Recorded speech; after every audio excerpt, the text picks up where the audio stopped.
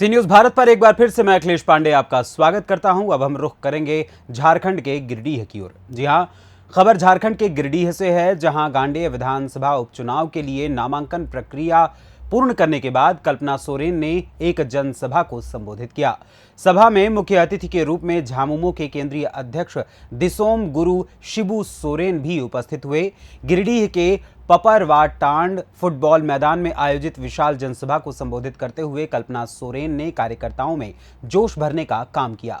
अपने संबोधन में उन्होंने कहा कि झारखंड को आगे बढ़ाने का जो सपना हेमंत सोरेन और उनकी सरकार के सहयोगी मंत्रियों ने देखा था, उसे हम सब को पूरा करना है। साथ ही उन्होंने कहा कि भाजपा झारखंड की अस्मिता को खत्म करना चाहती है। झारखंड को बचाने के लिए आप सभी को इंडिया गठबंधन को मजबूती देनी होगी। अपने संबोधन के दौरान कल्पना सोरेन भाजपा पर जमकर हमलावर हुई। प्यार नहीं है, झारखंड उनके लिए सौतेला बच्चा है। सौतेला बच्चा के साथ जैसा व्यवहार होता है, झारखंड में यही होता है। आपके हेमंत दादा ने केंद्र सरकार से मांगा कि 1,36,000 करोड़ दे दीजिए मेरा। इतने वर्षों से मांगा, अपना हक मांगा, इसलिए जेल चले गए, क्योंकि 1,36,000 करोड़ अगर उन्होंने दे दिया होता तो झारखंड की आज का कल कुछ और ही होती। अपना हक मांगेंगे तो ये लोग जेल में डालेंगे, अपना हक मांगेंगे ये लोग केस करेंगे, अपना हक मांगेंगे ये लोग लाठी चलाएंगे। तो आप अपने आप से, अपने अंतर मन से सोचिए कि लाठी खाने को क्या आप तैयार हैं? आप अपना हक आराम से जाने देंगे? आपकी आवाज नहीं आ रही है। मुझे लगता है कि आपको अपने भविष्य की कोई चिंता नहीं है। आप चाहते हैं कि जिस तरीके का हम अभी प्रताड़ना झेल रहे हैं, आप फिर से वही देखेंगे। तो आप जोश में सब लोग बोलिए कि क्या आपको अपना झारखंड बचाना है कि नहीं बचाना है? जोर से बोलिए, आपको अपना झारखंड बचाना है कि नहीं बचाना है? जोर से बोलिए, आपको अपना झारखंड बचाना है कि नहीं बचाना है?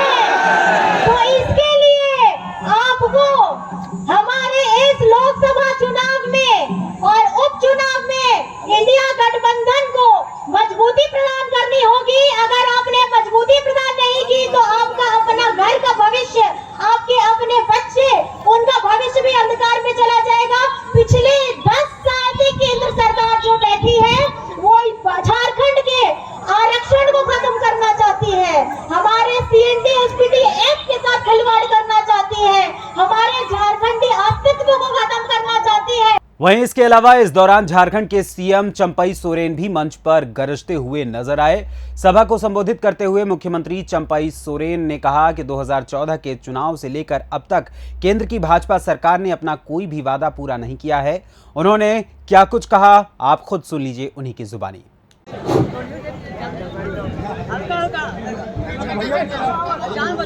न कभी वो महंगाई की बात पर आए थे, वो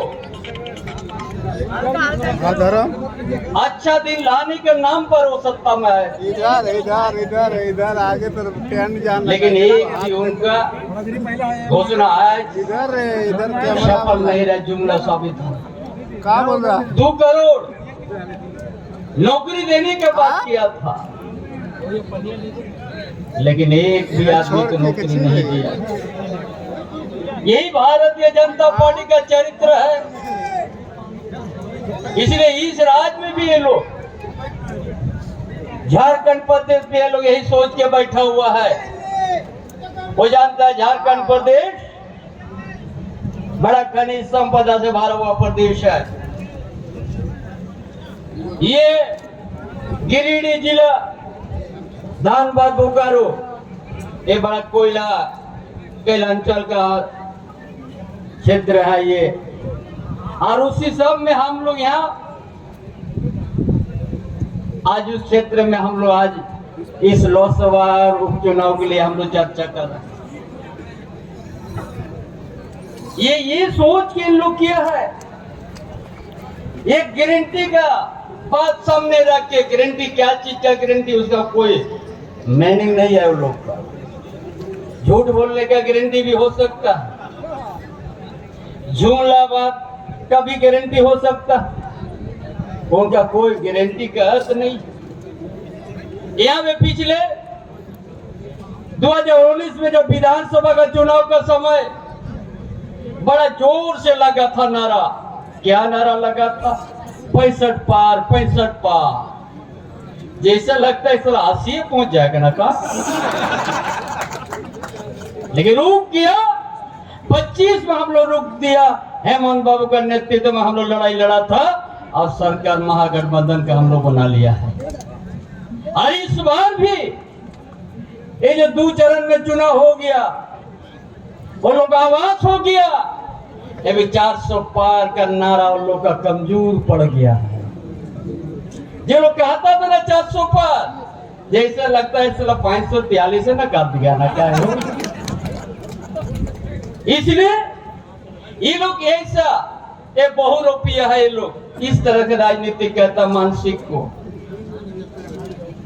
इस तरह से भावना को चेंज करने के लोग नारा से काम कभी किया नहीं है। इसीलिए जहां बोलते थे 400 पार जैसे लगता है 553 हो जाएगा ना का हो, ये 150 नहीं पार करेगा। आप लोग देख लीजिएगा, पूरा भारत का जनता, इस प्रदेश का जनता भारतीय जनता पार्टी के उनका असली रूप को समझ लिया।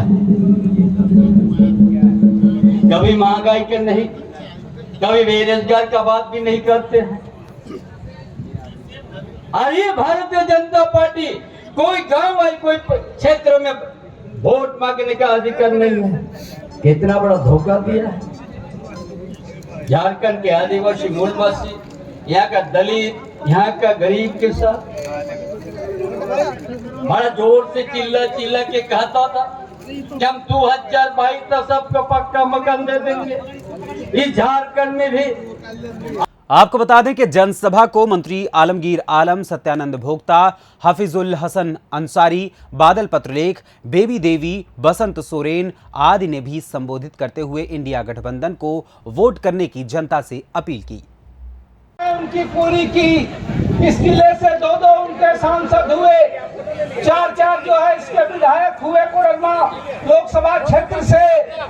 लेकिन गिरिडीह के लोगों के, कोडरमा के लोगों को, इस गिरिडीह जी के जिला के लोगों को नाम तो लिया उन्होंने कि भाई गिरिडीह को हम आकांक्षी जिला घोषित करेंगे, लेकिन हकीकत देखिए, आंकड़े देखिए, वो आकांक्षाओं का गला घोटते रहे। चाहे गिरिडीह हो, कोडरमा हो, चाहे राज्य हो, 1 दर्जन से ज्यादा इनके सांसद जो है चुने गए। लेकिन राज्य के हितों की बात हो, राज्य के लोगों की बात हो, तो वह कोई सवाल जो है लोकसभा के अंदर। और पिछले दिनों जब इनकी शासन थी राज्य में, तो उल्टा जल, जंगल, जमीन अधिकार वालों का दमन ही हुआ और सबसे ज्यादा परेशानियां हुई हमने देखा इस राज्य में। और इस राज्य के बाहर भी हमने देखा कि पिछले 10 सालों से इनके शासन है। पिछले विधानसभा चुनाव में राज्य की जनता ने इन्हें यहाँ से विदा किया, टाटा किया। लेकिन हम लोग कह रहे हैं कि लोकतंत्र खतरे में है। तमाम लोग। झारखंड गिरिडीह से सी न्यूज संवाददाता अमित कुमार की रिपोर्ट। फिलहाल इस खबर में बस इतना ही। यहाँ लेंगे एक छोटा सा ब्रेक। ब्रेक के बाद पुनः हाजिर होंगे कुछ और खबरों के साथ। बने रहें सी न्यूज भारत के साथ। हर खबर आपके साथ, आपके हाथ।